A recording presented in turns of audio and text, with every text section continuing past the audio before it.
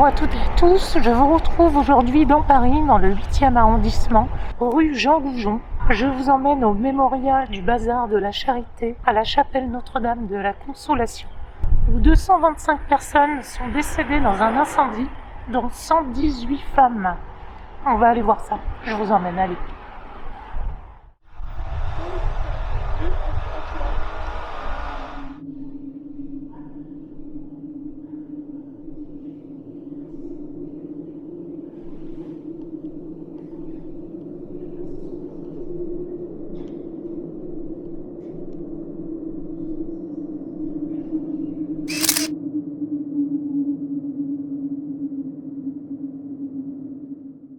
Le Bazar de la Charité était, en son temps, notre équivalent d'une association caritative, dédiée aux plus démunis. En effet, à cette époque, l'assistance sociale que nous connaissons aujourd'hui n'existait pas, et cet événement représentait une occasion privilégiée de rassembler des fonds en vue de bénéficier, que ce soit pour financer les besoins alimentaires vitaux minimaux ou les soins chirurgicaux aux personnes les plus nécessiteuses qui, sans cet apport de ressources, n'avaient aucun moyen. L'édifice, mesurant 80 mètres de long pour 13 mètres de large, était agencé de la manière suivante.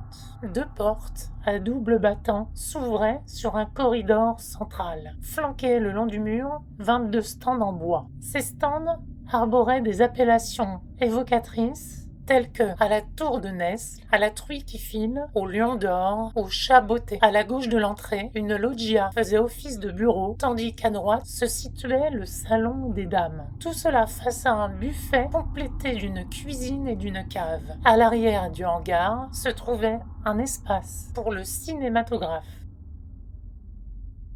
En effet, le bazar offrait un divertissement tout nouveau. Les spectateurs pouvaient découvrir pour 50 centimes les images animées des Frères Lumière.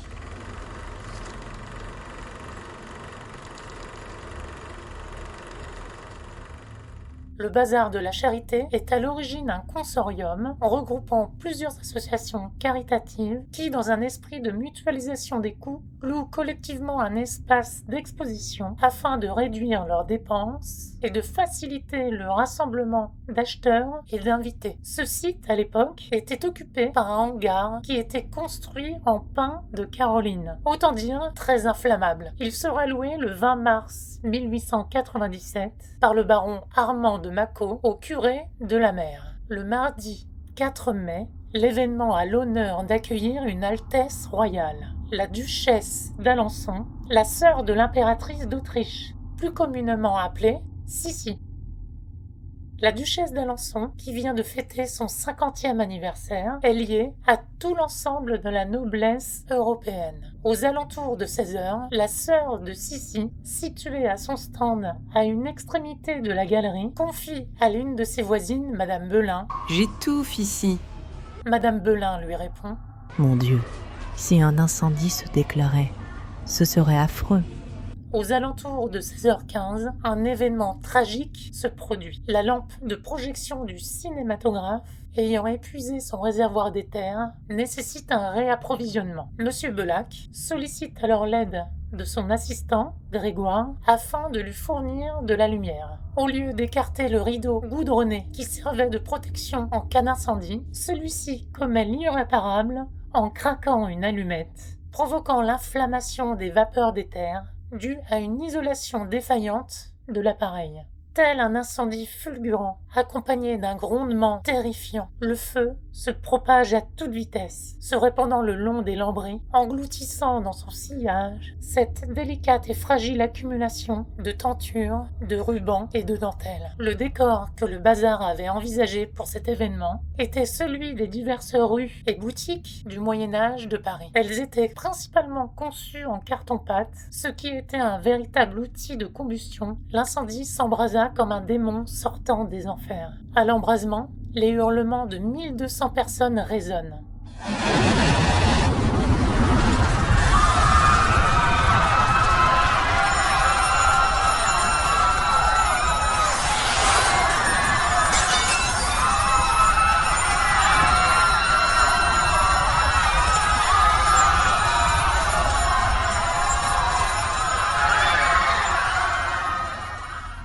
dernier s'évertue à s'enfuir, perdant toute contenance. Quelques-unes chutent, incapables de se relever, foulées aux pieds par une foule empreinte au désespoir, perdant toute bienséance et humanisme, cherchant désespérément à s'extraire des flammes. À l'extérieur, le régiment de sapeurs-pompiers de Paris, les pompiers d'aujourd'hui, interviennent sur les lieux de l'espace en 10 minutes à peine, tandis que des groupes d'individus émergent du bazar en véritables torches humaines, à travers les 2 uniques portes du bazar. Ces portes étaient des portes-tambours, la porte de gauche se trouvant rapidement obstruée par des corps, résultat de la panique qui s'est emparée de l'édifice.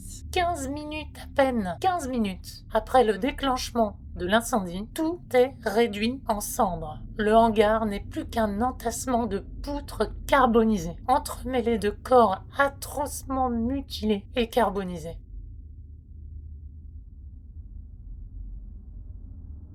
Une rumeur se propage à travers les colonnes des journaux et les divers témoignages selon laquelle les hommes de l'aristocratie, présents lors de la catastrophe, auraient déployé tous les moyens à leur possession pour s'extirper des flammes. Ils auraient ainsi recouru à la bousculade, foulé aux pieds les femmes et usé de leurs cannes et de leurs poings pour se frayer un chemin, aux grandes dames des femmes abandonnées aux flammes.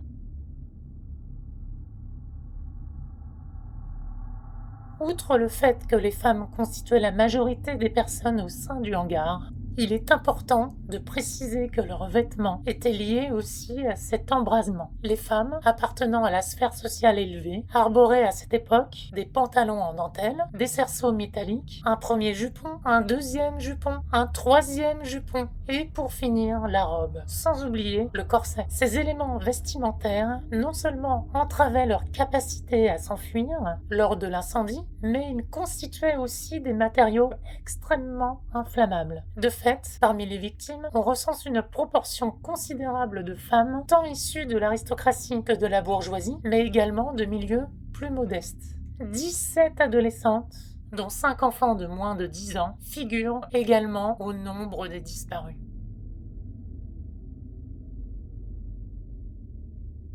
Telle qu'elle fut relatée par une religieuse miraculeusement épargnée, la description des ultimes derniers moments de la duchesse témoigne d'une noblesse d'esprit. Son premier souci fut l'évacuation des plus jeunes, des femmes ainsi que de ses domestiques, à travers une issue discrète à l'arrière de son comptoir. On l'entend alors dire « Les jeunes d'abord, puis les visiteuses. » Puis elle ajoute « Ne vous occupez pas de moi, je partirai la dernière. » Lorsqu'enfin la duchesse décide de s'éloigner, elle se dirige vers l'entrée principale, car c'est là la dernière fois qu'elle a vu son mari. Mais le passage se révèle infranchissable, tout comme la modeste issue derrière son comptoir. À cet instant critique, une religieuse s'effondre à ses pieds et elle dira « Oh madame, quel trépas tragique !» Et la duchesse lui répondra avec une sérénité étonnante. « Oui, mais envisagez qu'en l'espace de quelques minutes, nous contemplerons le visage de Dieu. » Ces mots, empreints d'une foi inébranlable, seront les derniers mots qu'elle prononcera. Elle trouvera la mort à côté de la vicomtesse de Beauchamp, qu'elle étreint dans ses bras, cherchant à voler de son affection, en attendant la mort inexorable qui les guette. Pour le reste, l'énigme demeure. Quant à la cause de sa mort exacte, asphyxie ou embrasement, puisque personne n'a pu évidemment rapporter les faits, mais ceci dit, les vestiges de son corps trahissaient les spasmes de l'agonie. Sa dépouille, impossible à identifier, le fut finalement par son dentiste, qui reconnut son bridge en or.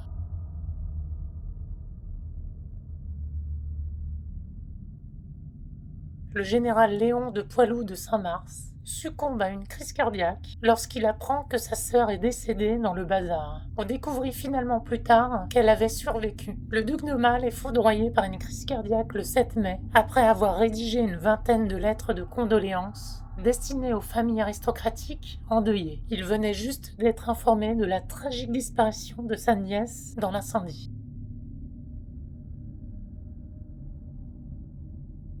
Peu après l'incendie, le terrain situé Jean Rougon fut acquis par le baron de Mâcon. une souscription fut initiée pour y construire une chapelle commémorative. La première pierre fut posée le 4 mai 1898, soit un an après l'incendie, et la chapelle Notre-Dame de la Consolation fut officiellement inaugurée le 4 mai 1900. Cette chapelle est gardienne de 86 000 objets à récupérer après l'incendie.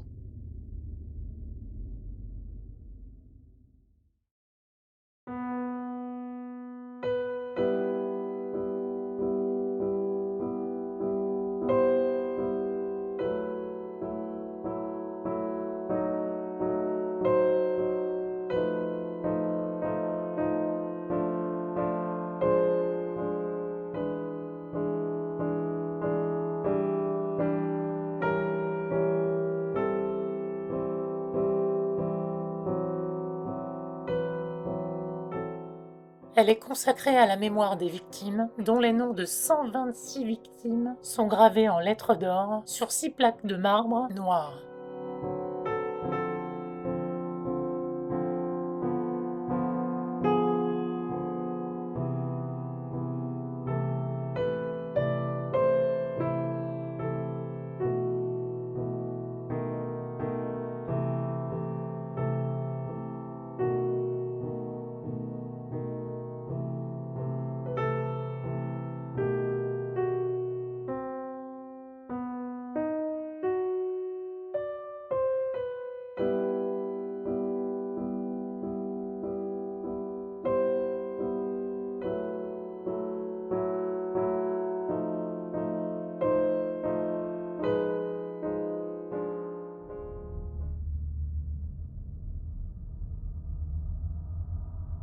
Ce drame est indirectement à l'origine de la création des salles de cinéma. Il a grandement contribué à l'amélioration des réglementations sur la sécurité des incendies. Suite à la divulgation de la conclusion de l'enquête, nombreux sont ceux qui envisagent la fin de la carrière cinématographique. Sous l'influence de l'aristocratie, les projecteurs cinématographiques furent pendant un temps évités, avant que l'intérêt manifesté pour cette invention et son expansion à l'international ne surmonte le deuil des personnes affectées. Les frères Lumière, de leur côté, développèrent un système d'éclairage afin d'éliminer tout risque d'incendie.